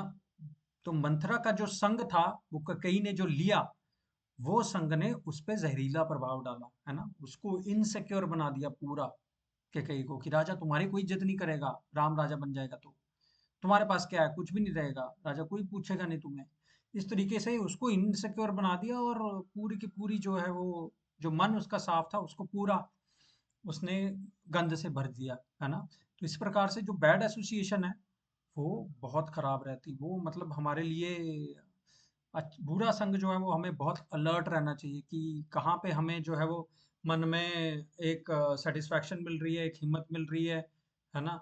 और कहाँ हमें जो है वो बुरा फील हो रहा है, कहाँ हमें इनसिक्योर फील हो रहा है, कहाँ हमें गिल्टी फील हो रहा है। तो जो भी नेगेटिविटीज हैं, जो भी नेगेटिव थॉट्स हैं, इस हमें एसोसिएशन से बड़ा, जो हमें डे टू डे लाइफ में जिससे भी हम डील कर रहे हैं, बड़ा ध्यान से हमें जो है वो संग लेना चाहिए। ठीक है जी, चलिए आगे बढ़ते हैं। Next is books. Books are the basis. Books बहुत इंपॉर्टेंट रहती है। हम में से कोई भी नहीं होगा जिसने आज दिन तक कोई बुक नहीं पढ़ी हो है ना। तो जैसे मतलब एक पर्टिकुलर यूनिवर्सिटी में आप सीबीएसई ले लो, आईसीएसई ले लो, या कोई और अन्य आप माध्यम ले लो, वहाँ पे there are there is a particular syllabus and there is a set of books that we need to follow, है ना। तो वैसे ही आध्यात्मिक मंडलियों में भी जो है, देर आर ऑथराइज्ड बुक्स। आप कोई ऐसी वैसी बुक्स नहीं लेके आ जाएंगे अपने बच्चे को पढ़ाने के लिए, ऑथराइज्ड ही लाएंगे, एनसीईआरटी की ही लाएंगे, या कोई रिप्यूटेड पब्लिकेशन की ही लाएंगे बच्चों को पढ़ाने के लिए, है ना। तो वैसे ही आध्यात्मिक जो बुक्स है ना, वो भी हमें जो रिकमेंडेड है, जो परंपरागत हैं, वो बुक्स जो हैं जब हम पढ़ते हैं, तब हमें जो है वो बदलाव जो है वो आता है। जैसे भगवत गीता है जो श्रील प्रभुपाद ने लिखी है, तो ऐसे जो मनुष्य के लिए भगवान की नियमावली है, मतलब this is a rule book for humans, right. So भगवान का जो प्रेमपूर्ण स्मरण जगाने में, भगवान के लिए सेवा भाव जगाने में, भगवान के लिए भक्ति भाव जगाने में, ऐसी जो बुक्स हैं, दे आर पोटेंट। और ये हमारे में ऐसा भाव जगाती है कि हम लोगों में ये जो इच्छा है कि नहीं, हम भगवान का अंश हैं, और सेवा के अनुरूप हमें भगवान के धाम में वापस जाना है इस शरीर को छोड़ने के बाद, ये भाव को हमारे अंदर और प्रगाढ़ करती हैं और गहरा करती हैं, ये जो बोनाफाइड पुस्तकें हैं, है ना। तो बेसिकली कहते हैं कि जो भी पुस्तक हम पढ़ते हैं ना, हम लेखक की एनर्जी के साथ अपने आप को एसोसिएट करते हैं, राइट। तो अगर लिखने वाला जो वो पुस्तक को प्योर है, और वो शब्द भी भगवान के हैं, तो एकदम से जो हमारा कनेक्शन जो है उस किताब से साथ जुड़ जाता है, और इमीडिएटली जो सोल स्टार्ट्स गेटिंग सेटिस्फैक्शन, जो आत्मा है उसको जो है वो सेटिस्फैक्शन मिलना शुरू हो जाता है। ठीक है जी। भौतिक दुनिया की जो पुस्तकें हैं ना, उसमें एक चीज होती है कि वो बोलते हैं कि शायद, हो सकता है, मे बी, है ना, ऐसा माना जाता है। तो ये सारी चीजें जो है वो मटेरियल लेवल पे बुक्स में हो सकती है ना, जो साइंटिस्ट की theory over the time change होती रहती है। बट गीता में जो ज्ञान दिया है 5000 साल पहले भी रेलेवेंट था, आज भी रेलेवेंट है, और हजारों साल आने वाले तक भी ये जो ज्ञान है वो रेलेवेंट रहने वाला है ना। Gita is spotless, Gita is categorical, and Gita is systematic study of the spiritual knowledge, है ना। तो ये पूरा का पूरा जो गीता का ज्ञान है, this is as pure as the water जो कि आसमान से गिरता है ना। सो इस प्रकार से जो परम सत्य का ज्ञान है वो हमें ऑथराइज बुक्स जो है वो देती हैं, है ना। तो जैसे यहाँ पे लिखा है कि परंपरा में जो पुस्तकें हैं ईश्वर के वचन को दोहराती हैं और हमें ईश्वर के पास वापस लेके जा सकती हैं, दे हैव दिस पोटेंसी, है ना। जैसे अर्जुन ने गीता को सुना, उसी अगर सेम भाव में हम सुनते हैं, we will get the same benefit जो अर्जुन को मिला था, है ना। मानव निर्मित पुस्तकें जो फिक्शन होती हैं वो इंसानी दिमाग से निकलती है, और हमने डिस्कस किया था इंसानों के पास 4 डिफेक्ट्स होते हैं, है ना। तो वो 4 डिफेक्ट्स के चलते कभी भी हमारे इंसानों से कुछ भी चीज परफेक्ट आ नहीं सकती, बड़ा मुश्किल है ना। तो इसलिए हमें जो है सही पुस्तकों का जो है वो चयन करना चाहिए। ठीक है, अब आ जाते हैं चैंटिंग पे। ये हमने इस पे पूरा सेशन डिस्कस किया था, इफ यू रिमेम्बर, है ना, भगवान के नाम जप पे। तो सी फॉर चैंटिंग। हरे कृष्ण का नाम जप, माला और गिनती मन को शांति देता है, संतोष देता है, प्रसन्नता देता है, और एक प्रमाणिक पद्धति है। देखो, the the test of the pudding is in eating it, right. जब तक आप नाम जप करेंगे नहीं ना, आपको जप का जो माला का जो टेस्ट है ना वो पता नहीं लगेगा, है ना। तो इसलिए आपको अगर शांति, संतोष और प्रसन्नता देखनी है, आप ट्राई करके देखिए एक बार। माला पे हरे कृष्ण महामंत्र आप एक बार जप के देखिए, you will definitely feel the benefit, you will definitely feel the bliss inside, you will definitely feel the peace inside of yourself, है ना। एक तरह अलग तरीके का आपको अंदर में सेटिस्फेक्शन मिलेगा, and then you will have that realisation that this works, है ना। तो ये जो प्राचीन पद्धति है जो परंपरा में चली आ रही है, जैसे ध्रुव ने अपने समय में ओम नमो भगवते वासुदेवाय का जप किया था। वाल्मीकि को जैसे नारद मुनि ने मरा मरा मरा करके ही बोला कि आप नाम जपो, बोला मैं जप नहीं सकता हूँ, बोले मरा मरा मरा ही जपो, तो मरा मरा मरा करके ही वो राम राम राम पे आ गए थे, है ना। तो वैसे ही एक श्रीकारी है मृगरारी, उसकी भी उसने हरे कृष्ण महामंत्र का जाप किया था, और उसने अपने जीवन को पवित्र बनाया था। इसकी स्टोरी हम फिर कभी डिस्कस करेंगे, आज थोड़ा समय का अभाव है।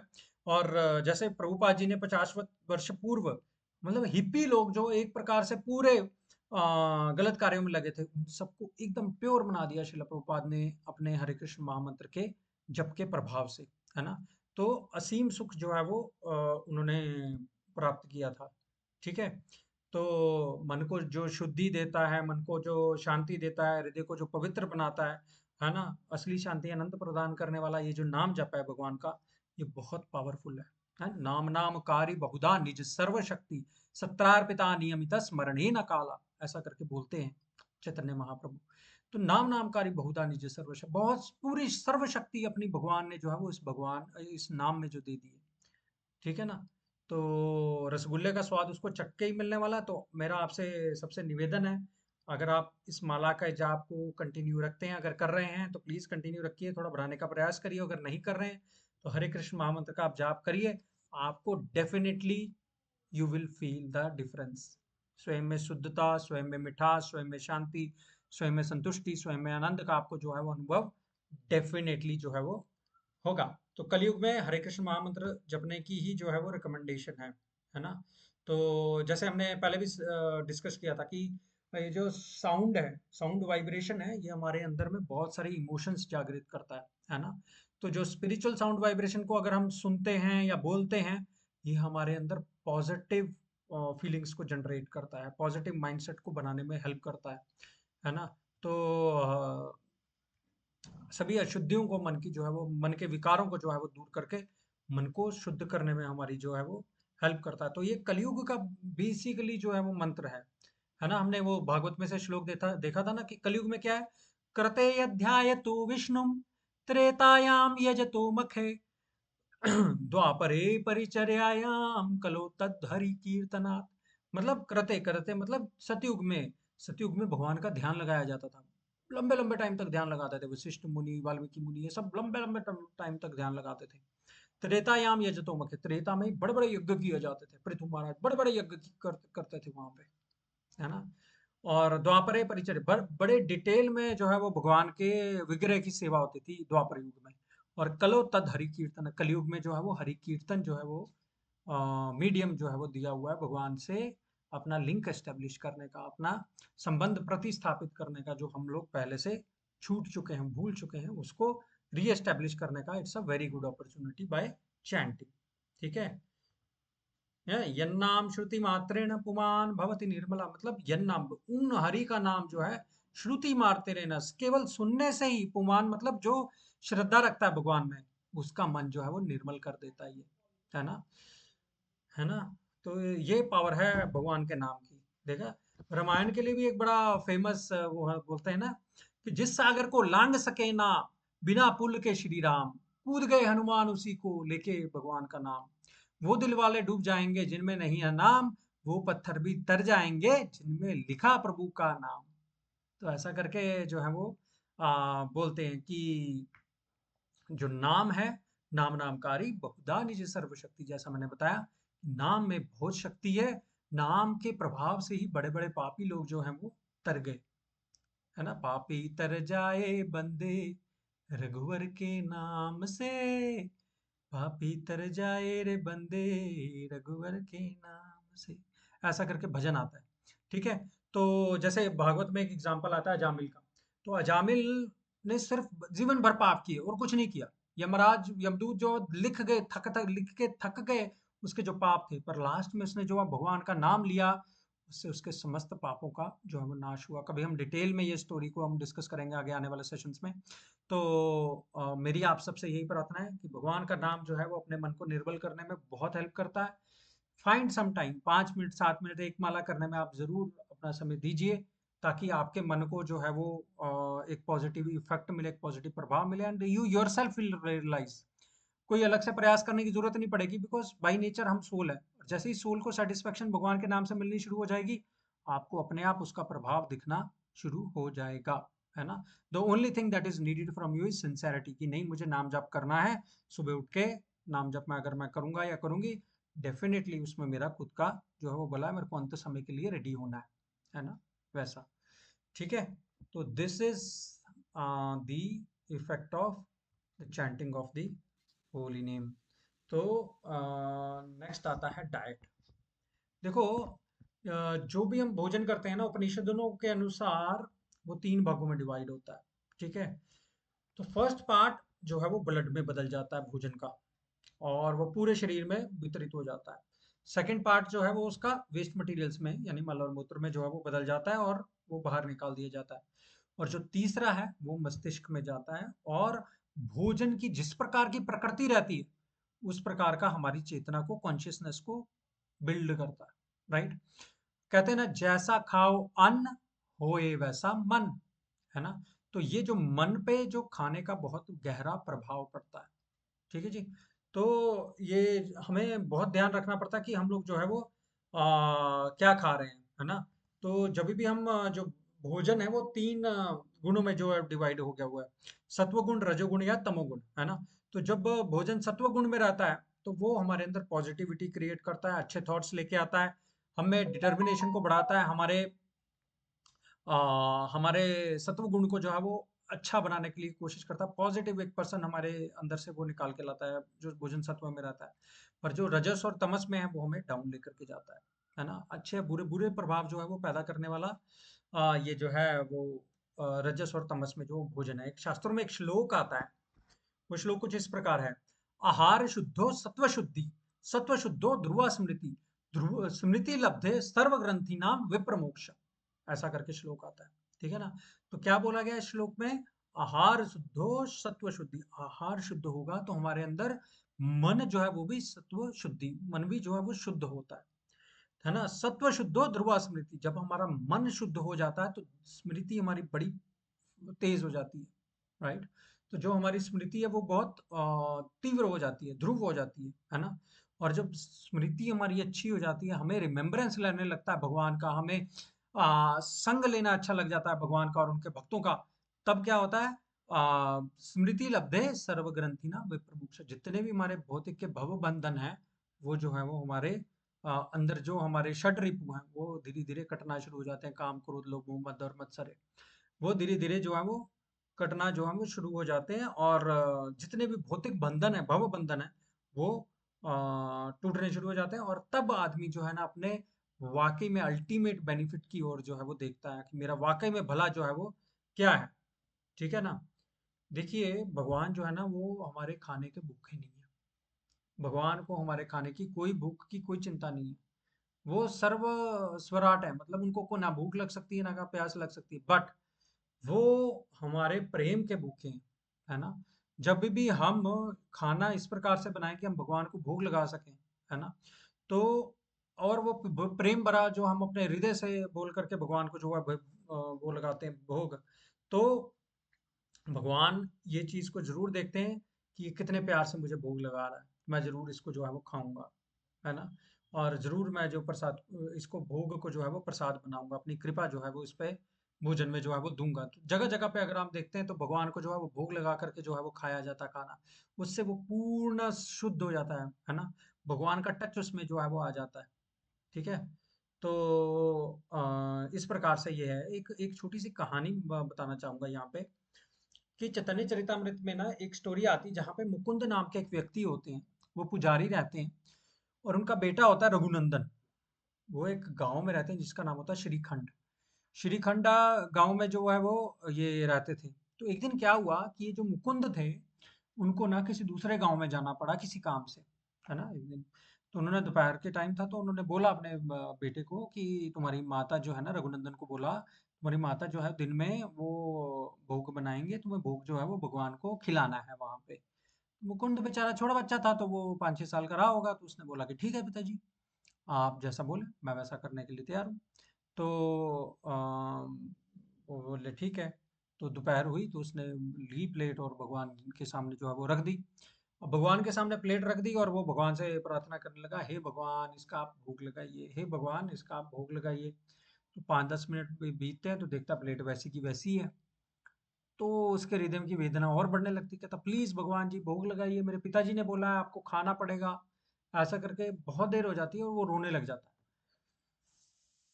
जब उसका हृदय इतना अम, द्रवित हो जाता है भगवान के लिए कि भगवान खा क्यों नहीं रहे, मेरे पिताजी ने बोला नहीं खाएंगे, तो मेरे को पिताजी क्या बोलेंगे कि आपके हाथ से भगवान ने खाया ही नहीं है। तो ये देख करके भगवान को बहुत तरस आ जाता है। तो वो जो वो पूरी प्लेट में रहता है ना, वो सब कुछ जो है वो खा जाते हैं। अब सब जो कुछ खा जाते हैं, ये बहुत खुश होता है रघुनंदन कि भगवान ने मेरी बात मान ली। उनके घर पे भगवान राधा गोपीनाथ के जो वो विग्रह हैं वो रहते हैं। तो वो बहुत खुश होता है कि भाई देखो भगवान ने जो है वो मेरी बात रख ली, और अभी इन्होंने पूरा भोजन जो है वो भोग जो है वो खा लिया। तो वो खाली प्लेट अपनी माँ के पास लेके आता है, वहाँ देखो भगवान ने खा लिया सब कुछ, अब आप सबको हाँ खिला दो अभी। तो देख करके उसकी माँ हैरान होती है कि इसने खुद ने खा लिया है, उसको तो विश्वास नहीं होता। तो जब बाद में उसके पिताजी आते हैं तो उनको भी विश्वास नहीं होता। तो अगले दिन क्या करते हैं, वो बोलते हैं कि ठीक है आज फिर से भोग लगाओ। तो उसकी माँ ना वो लेती है, बनाती है सारी चीजें, लड्डू भी बनाती है उसमें। तो लड्डू लेकर के वो भगवान के आगे बोलता है, और ये ना दोनों माँ और पिताजी जो है वो चुपके से देख रहे होते हैं। तो भगवान को बोलता है कि भाई भगवान इसका जो है वो भोग लगाइए आप। तो हाँ, वो बोलता है कि भगवान से फिर से वही द्रवित हृदय से, पूरे प्रेमल हृदय से जो है वो भगवान से प्रार्थना करता है कि प्लीज इसका जो है वो भोग लगाइए। तो भगवान जो लड्डू उठा करके जो है वो आधा खा लेते हैं, और ये दोनों जब वो देखते हैं तो पूरी उनकी आंखें फटी की फटी रह जाती हैं। उनको मतलब समझ में नहीं आता कि ये भगवान ने वाकई में इनसे खा लिया है। तो फिर वो जो उनके पिताजी हैं मुकुंद, वो अपने बेटे रघुनंदन से बोलते हैं कि रघुनंदन आज से मैं तो आपको अपना गुरु मानता हूँ, देखो आप में कितनी पवित्रता है, आप में कितना सद्गुण है, जो कि भगवान आपके हाथों से स्वयं जो है वो खा रहे हैं। और पूरे भाव विभोर हो जाते हैं उसके पिताजी। वो बोलते हैं कि नहीं नहीं मैं आपको अपना जो है वो गुरु मानता हूँ। तो ये जो भगवान ने आधा लड्डू खाया था श्रीकंदा में, आज भी ऐसे एक मूर्ति है जिसमें भगवान का आधा लड्डू लिए हुए वो खड़े हैं वहां पे, है ना।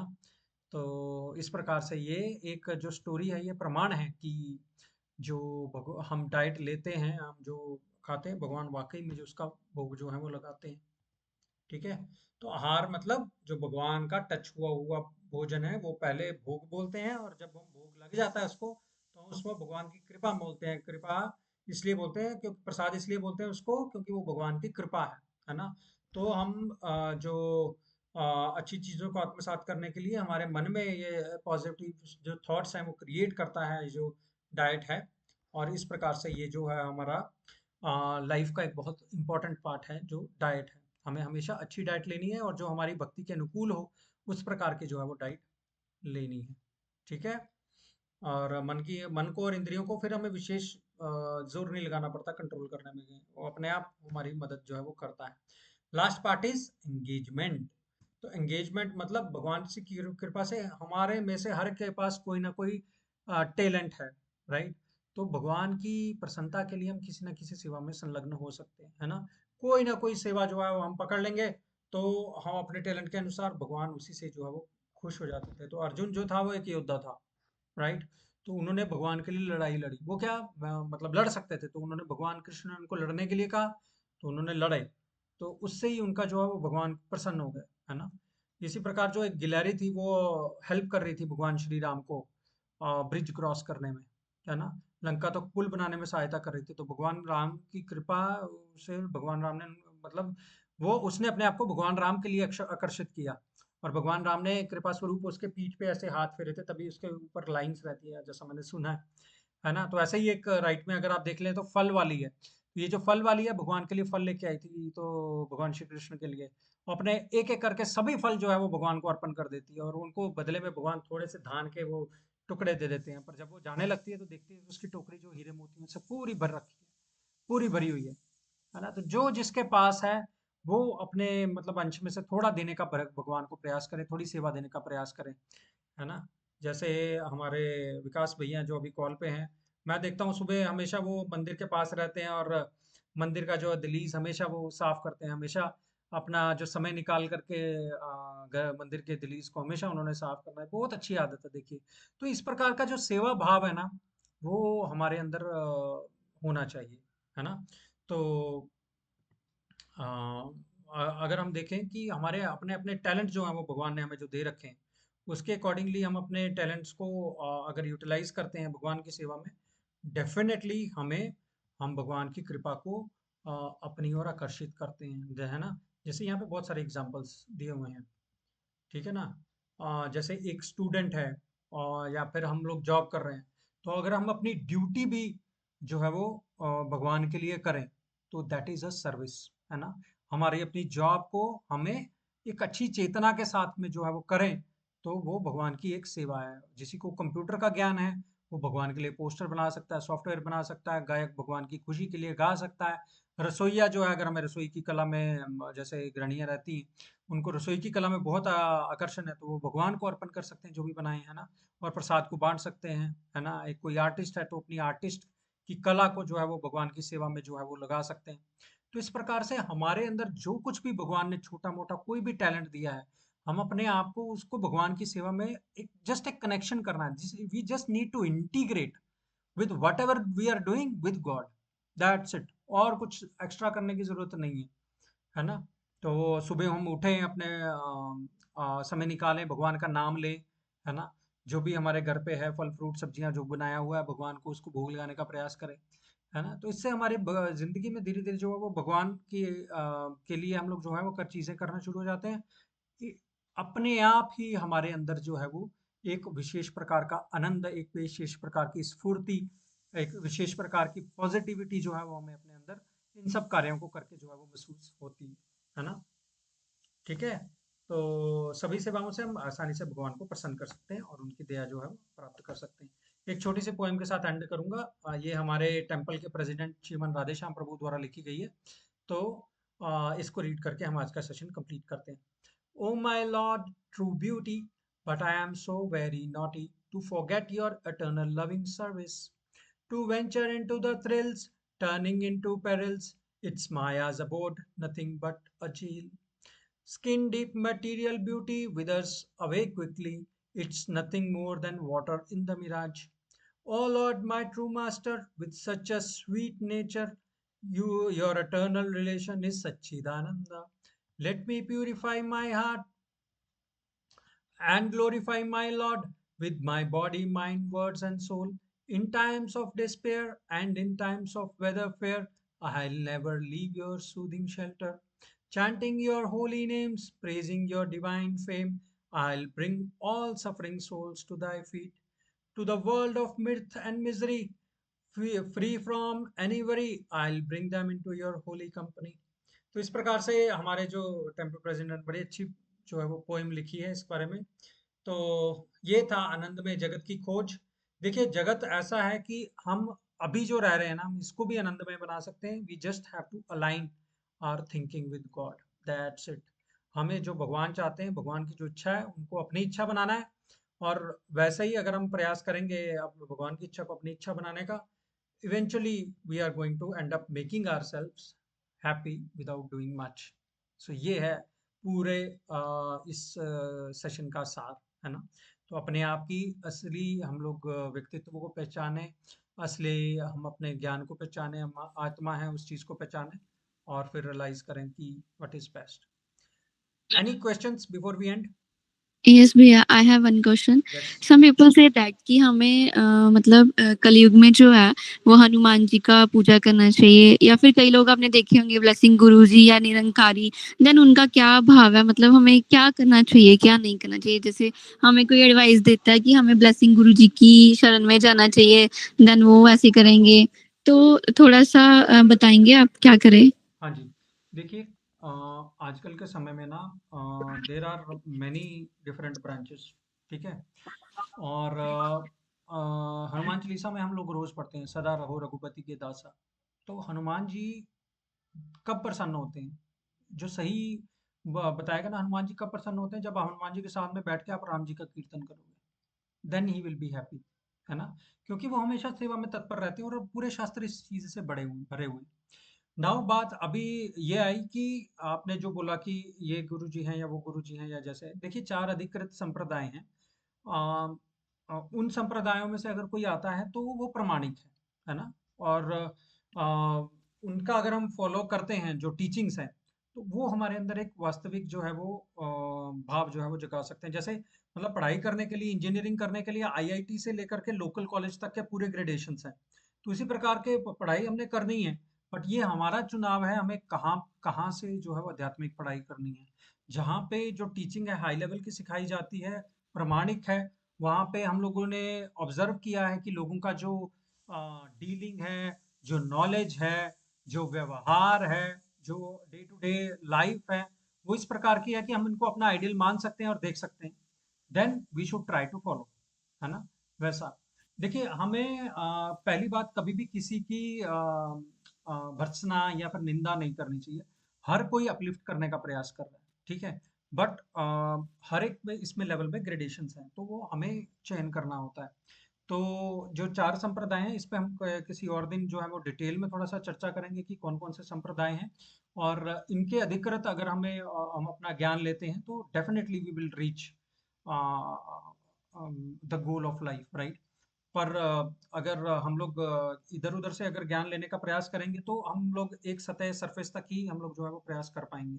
द बेस्ट वे टू गॉजेस की मतलब जो भी प्रयास करने का जो फॉलो करने का प्रयास कर रहे हैं, उन्होंने उस ज्ञान को, नॉलेज को अपनी जिंदगी में कैसे डाला, and how it is reflecting in their life, right.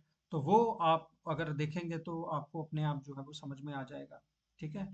तो इसलिए हमें निंदा किसी की नहीं करनी है, बट अपने दिमाग में क्लैरिटी रखनी है। गीता एक ही चीज बोलती है, बहुशाखा हनंताश्च बुद्धियों व्यवसायिनाम व्यवसायत्मिका बुद्धियो एके ह कुरु नंदना। जो व्यवसायित्मिक बुद्धि होती है, जो इंटेलिजेंस होती है हमारी, वन पॉइंटेड रहनी चाहिए। तब हम अपने जो आध्यात्मिक मार्ग है उस पे हम लोग स्ट्रेट मतलब सीधा हम लोग जो है वो जा सकते हैं। नहीं है तो हम कभी इधर मोड़ लेंगे, कभी इधर मोड़ लेंगे, और डेस्टिनेशन पे पहुंचने में हमें उतनी देर लगेगी। तो गीता की टीचिंग्स को अगर हम फॉलो करते चलेंगे, automatically will get clarity in mind. नहीं, अभी भगवान की सेवा करनी है, भगवान की भक्ति करनी है, भगवान का नाम लेना है, दैट्स इट। हमने शास्त्रों के अनुसार पढ़ लिया है कि हमें मंत्र कौन सा जपना है, हमने शास्त्रों के अनुसार देख लिया है कि हमें क्या करना है लाइफ में प्रसन्न होने के लिए। अगर हम सब ये शास्त्र अनुसार देख रहे हैं, तो हमें जो प्रोसेस अभी बताया जा रहा है उसमें जो है वो फेथ बिल्डअप अपने आप आपका जो है वो होता जाएगा, और डिस्ट्रैक्शन जो है वो कम होती जाएगी। तो आप एक ही कुरु नंदना, एक ही जगह पे आप चलते चलिए definitely one day you will have that realisation. ठीक है जी। भैया बट वो जो ब्लेसिंग गुरुजी हैं वो हाँ क्या जी, है? मतलब जैसे निरंकारी हैं वो क्या है? मतलब लोग उनको भी बड़ा मान्यता देते हैं, हाँ पूजा जी, करते हैं, भोग लगाते हैं। ठीक ठीक। देखिए ब्रह्मेति परमाति परमात्मेति भगवान इति शब्दते, ऐसा करके वो भागवत में श्लोक आता है। तो डिफरेंट लेवल्स में जो है वो भगवान की पूजा होती है। तो कहीं जो है वो साकार रूप में करते हैं, हम जो सनातन धर्म के मानने वाले हैं हम साकार रूप में भगवान की पूजा जो है वो करते हैं। पर कहीं निराकार रूप में जो भी है वो भगवान की पूजा करते हैं। तो गीता में ये पूरी चीजें हमें क्लियर कर दी गई हैं कि जो निराकार में रूप में जो भगवान की पूजा होती है वो करनी थोड़ी कठिन होती है। हम बोलते हैं कि बैठ के ध्यान लगाओ, किस पे ध्यान लगाएं? जो कोई निराकार है उस पे ध्यान बड़े मुश्किल से लगता है ना? गीता के 12th चैप्टर के 5th श्लोक में अगर आप देखेंगे, अगर आपके पास भगवत गीता है, 12th चैप्टर के 5th श्लोक में भगवान बोलते हैं निराकार की पूजा करना बड़ा कठिन हो जाता है, बड़ा मुश्किल हो जाता है। पाथ बड़ा बड़ा जो है वो मुश्किल है। ठीक है जी। तो इसलिए जहाँ पे साकार रूप है ना, हमें भगवान को भोग लगा सकते हैं, हम भगवान से इंटरेक्ट कर सकते हैं, भगवान के लिए गा सकते हैं, भगवान के लिए एंगेज हो सकते हैं। वो एज ए पर्सन जो डीलिंग हमारे साथ आपस में होती है ना, एज ए पर्सन, वैसे ही भगवान एज ए पर्सन जो है वो हमारे साथ जो है वो डीलिंग करते हैं। ठीक है। तो जो निराकार वाली थिंकिंग है, भगवान बोलते हैं कि है निराकार है, मैं मतलब मेरी जो ब्रह्म ज्योति है, ब्रह्मणो ही प्रतिष्ठा हम 14.28 में भगवान ऐसा बोलते हैं। तो ब्रह्मणो ही प्रतिष्ठा हम मतलब ये जो ब्रह्म ज्योति का प्रतिष्ठाता मैं ही हूँ, है ना? भगवान श्री कृष्ण बोलते हैं भगवद गीता में। तो जब निराकार की जब हम लोग पूजा करते हैं, तो मतलब एक अलग वो जो ज्योति है उसमें हम मर्ज होने की इच्छा रखते हैं कि सब कुछ हो जाए और हम लोग जो है मर्ज होने की इच्छा रखें। बट हमें आज हमने क्या सीखा? सदा रहो रघुपति के दासा। हमें हनुमान जी की तरह भगवान राम का हमेशा के लिए दास रहना, दैट्स इट। ठीक है ना? हमें कोई निराकार भगवान में मर्ज होने का प्रयास नहीं करना है ना? तो निराकार एक हिसाब से आप एक ग्रेडेशन है, मतलब लोअर लेवल पे, जहाँ पे भगवान की जो शरीर की ज्योति है उसको हम लोग सब कुछ मान लेते हैं और उसकी जो है हम लोग पूजा करते हैं कि निरंकार है और भगवान कोई उनकी बॉडी नहीं हो सकती, वो इस धरती पे नहीं आ सकते, आएंगे तो कंटेमिनेट हो जाएंगे, माया गिर लेगी। तो ये सब जो है वो जो सनातन धर्म के शास्त्र हैं, धर्म शास्त्र हैं, वो उसको एक्सेप्ट नहीं करते, है ना? तो हमारी जो मानना है, हम जैसे भी हमारे मंदिर है हम जा करके भगवान को देखते हैं, उनको भोग लगाते हैं, उनसे इंटरेक्ट करते हैं, उनसे सेवा का आदान प्रदान करते हैं। तो उस वे में जो है हम स्पिरिचुअली ग्रो करते हैं। और अगर हम लाइट वाले मार्ग में जाएंगे, निराकार मार्ग में जाएंगे, हम जल्दी ही जो है वो उससे काइंड ऑफ बोर हो जाएंगे, क्योंकि हमारे पास सेवा नहीं रहेगी करने के लिए। निराकार की आप सेवा नहीं कर सकते, हमारा काम है सेवा करना, है ना? हम आपस में भी एक दूसरे के फ्रेंड्स हैं, कुछ हैं, तो हम लोग सेवा करके प्रसन्न होते हैं। वैसे ही भगवान के साथ सेवा जो उसका जो रिलेशन है ना, वो जो प्रेम जागृत करता है सेवा, वो बहुत बहुत ही एक उच्च अवस्था है। तो इफ यू मतलब अगर आप कंटिन्यू करते हैं आप इस तरीके की अपनी सेवा को, तो you will yourself realise कि आपका जो रिलेशन है भगवान के साथ और गहरा होता जा रहा है और अच्छे से बढ़ रहा है। It is like that. ठीक है बबीता, आपको समझ में आया? जी भैया, एक और क्वेश्चन, जैसे हम लोग खाना बनाते हैं देन हम लोग पहले भोग लगाते हैं भगवान जी को, लेकिन प्रेमानंद महाराज जी ने कहा कि हम लोग वो जो भोजन है वो थोड़ा-सा चख भी सकते हैं। देन उसके बारे में आप क्या कहोगे कि हमें चखना चाहिए पहले देखिए या नहीं? जो हमारे शील प्रभुपाद जी ने बताया है जी। कि घर पे जो हम लोग जो भोजन बनाते हैं, इनफैक्ट जो मंदिर में बनाते हैं ना, वो चखना तो दूर देख भी नहीं सकता कोई, है ना? जी तो भैया। उसको मतलब एक नियमावली होती है। देखिए जो शबरी का हम लोग एग्जाम्पल देते हैं ना कि शबरी ने चख चख के दिए। शबरी 80 साल तक वेट करती रही थी भगवान का, 80 ईयर्स। और जब वो बूढ़ी हो गई थी, मतंग ऋषि ने उसको बोला था भगवान आएंगे, वो रोज वैसा वेट करती थी। और जब वो वेट करती थी तो मतलब उसने 80 साल में वो क्वालिफिकेशन ली कि वो चक्कर के खिला सकती थी भगवान को। But do we have such qualification? I don't think so. तो हमारी जो अवस्था है वो बहुत निम्न लेवल की है, हमें भगवान के साथ इतना क्लोज रिलेशनशिप नहीं है। पहले सेवा भाव जागृत करें, फिर जो है वो उसके ऊपर में जो हमारा अपर लेवल की जो है प्रेम भाव जो है वो जागृत होगा। ठीक है। तो हमें भगवान को पहले अपना रिलेशन बिल्ड अप करने के लिए एक दास के रूप में उनका जो है वो सेवा जो है वो करनी चाहिए, है ना? हमेशा जो है वो पहले उनको अच्छे से साफ सफाई करके आप उनको भोग लगाएं और उनको वो करें, है ना? तो जो शिला प्रभुपाद जी ने हमें सिखाया है, हम उसके हिसाब से हम आपको बता रहे हैं कि चखना जो है वो उचित नहीं है। हमें मतलब नमक कितना डालना है, बाकी चीजें कितनी डालनी है, राधा रानी को आप प्रार्थना कर सकते हैं, आपका भोजन टॉप क्लास का बनेगा हमेशा, है ना? तो उसमें आपकी त्रुटि की भी शंका कम रह जाती है और आ, जो भी आपका भोजन है वो बहुत अच्छा बनता है।